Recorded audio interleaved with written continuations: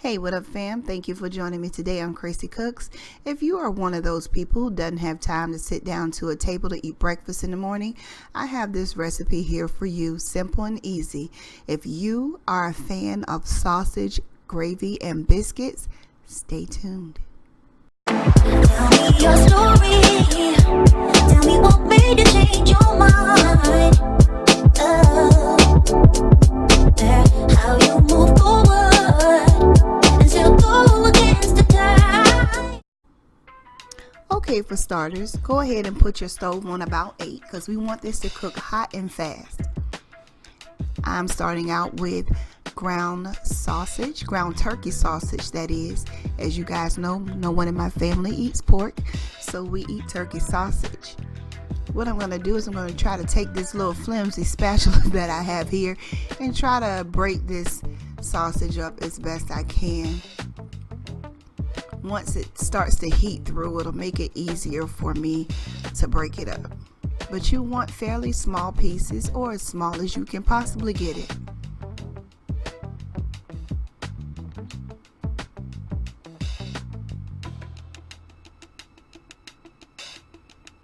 Once it starts to render its juices, it makes it a lot easier for you to be able to break it up. So just keep poking at it and jabbing at it. No, I'm joking. Just keep doing your best to try to break it up.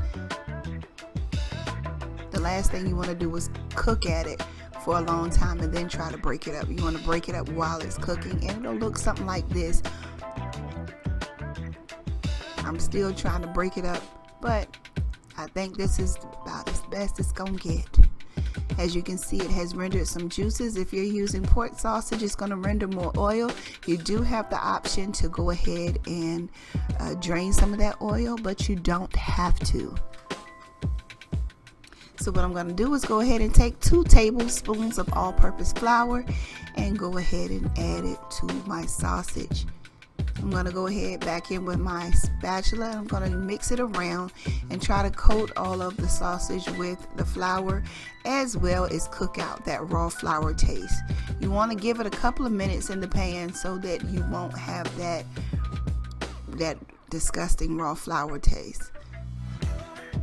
And you'll notice the more you move it around, the more it's soaking up those juices and oils that are at the bottom of the pan, and that is definitely what we want to do. And also make sure you don't have any flour pockets throughout your gravy. Now we're going to go in with 1.5 cups of milk. We're going to go ahead and combine that as well. That is what is going to form your gravy. That flour and milk is going to make you a very thick, delicious gravy.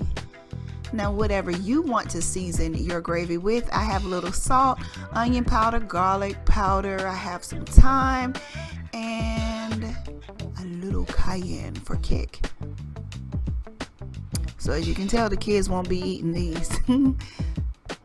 They have a low tolerance for heat. So what we're going to do is go ahead and combine these and make sure everything is mixed well throughout.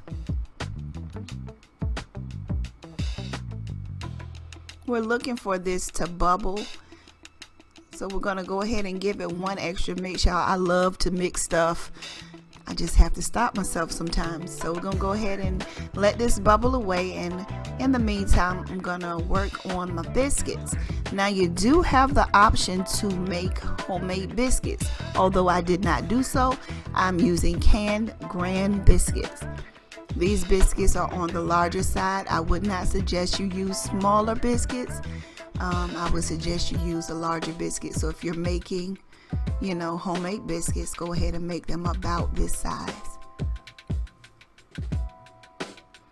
The mixture that we are making is enough for about 16 biscuits, although I only made 8.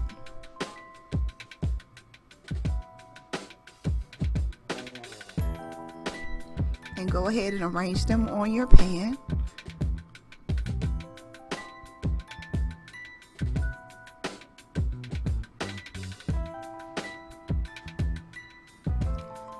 So now what I'm going to do is I'm going to take the back of a spoon and I'm going to make an indentation in the middle of my biscuits. So go ahead and press down in the middle of all of your biscuits.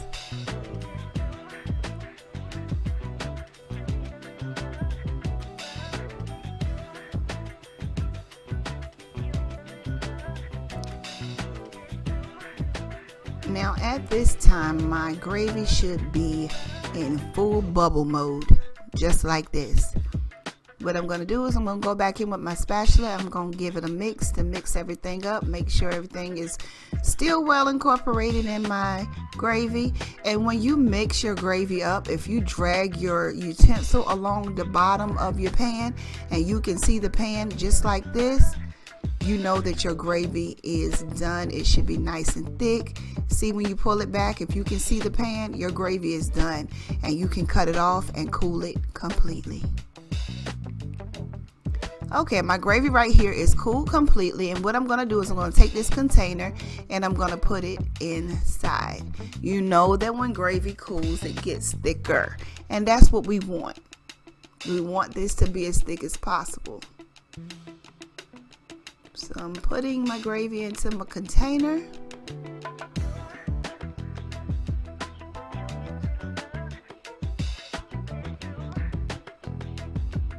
And once I have it in my container, I'm going to cover it with a little piece of cellophane or plastic wrap and put it in my freezer for about 20 to 30 minutes. And we'll be back.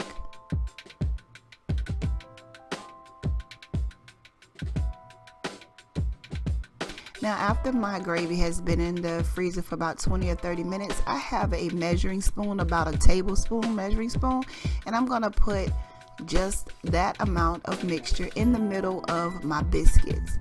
Remember, I made the indentation in them. Now I'm going to fill the inside of them with this gravy mixture.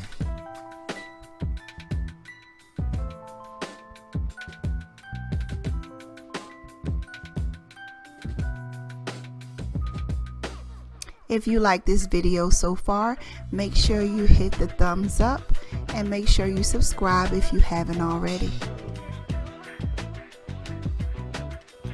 Now this mixture is super thick, and that is definitely what you want because you want it to be able to uphold when you bake off your biscuits.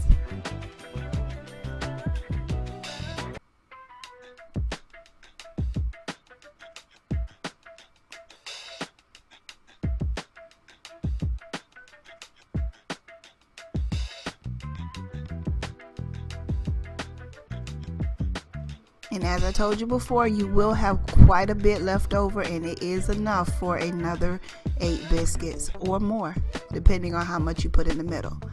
Now what you're going to do is you're going to grab each side of the biscuit and you're going to pull it over. You're going to turn it and grab the other side and pull it over. Grab the last side and pull it over. And then you're going to pinch it all up. Pinch it all up. And then you're going to flip it over. And you can form it if need be. And there you go. I'm going to do a couple of more for you. You're going to pull and cover your biscuit mixture. And you're going to pull each end and cover your biscuit mixture. And then you're going to pinch it all up in the middle to seal it. Just like that. And then you're going to flip it over. And there you go. And you're gonna do that to all of your biscuits.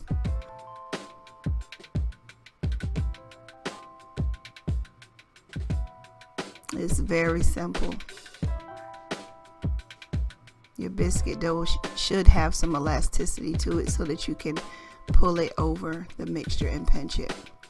And that's what the bottom looks like. And then you flip it over and it's smooth. Let me see if I can show you better right here. You pull it and cover. Pull one end, cover, pull the other end over and cover, and then pinch it all together. Form it if you need to. And there you go. One more time. Pull together. Pull that side, pinch it up, pull that side, pinch it up, and then pinch it all together. And that should enclose your mixture so that it shouldn't come out. Now I am sorry, but I did lose a clip right here. I just beat up an egg and made an egg wash and brushed the top so that they will be brown, and put them in the oven at 350 for 12 to 16 minutes, and they came out looking like this, y'all. That egg wash gives it a shiny finish, and it makes it beautifully brown just like this.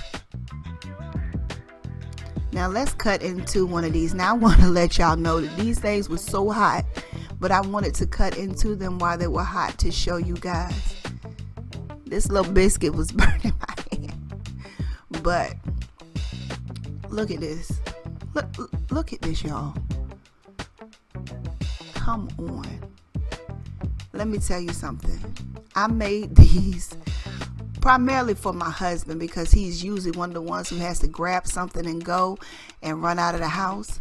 I ate one of these things. Oh my goodness, y'all. You have to make these. You have to make these. I want to thank you guys for joining me for this episode of Chrissy Cooks. Make sure you like, share, and subscribe if you haven't already. Hit the notification bell for me so that you'll be notified when I upload any other videos.